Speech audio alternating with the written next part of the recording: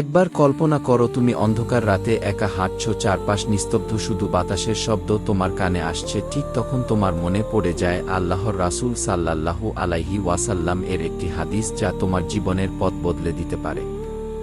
রাসূলুল্লাহ সাল্লাল্লাহু আলাইহি ওয়াসাল্লাম বলেছেন, কিয়ামতের দিনে ৭ শ্রেণীর মানুষকে আল্লাহ তার আরশের ছায়ায় রাখবেন, যেদিন আল্লাহর ছায়া ছাড়া আর কোনো ছায়া থাকবে না। প্রথম শ্রেণী সেই ন্যায়পরায়ণ নেতা যে সুবিচার করে। দ্বিতীয় সেই যুবক যে আল্লাহর ইবাদতে বর হয়েছে। তৃতীয় সেই মানুষ যার হৃদয় মসজিদে ঝুলে থাকে। চতুর্থ সেই 2 ব্যক্তি যারা আল্লাহর জন্য একে অপরকে ভালোবাসে। পঞ্চম সেই ব্যক্তি যাকে কোনো সুন্দরী নারী অন্যায়ের দিকে আহ্বান করে অথচ সে বলে আমি আল্লাহকে ভয় করি।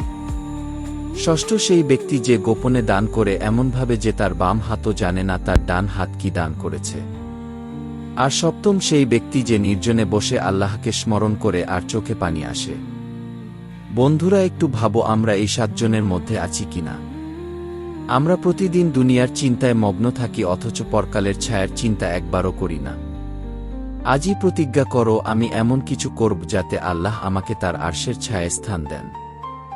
একটু নামাজ বেশি পড়ো, কিছু দান করো, গোপনে কিছু ভালোবাসা দেখাও আল্লাহর জন্য।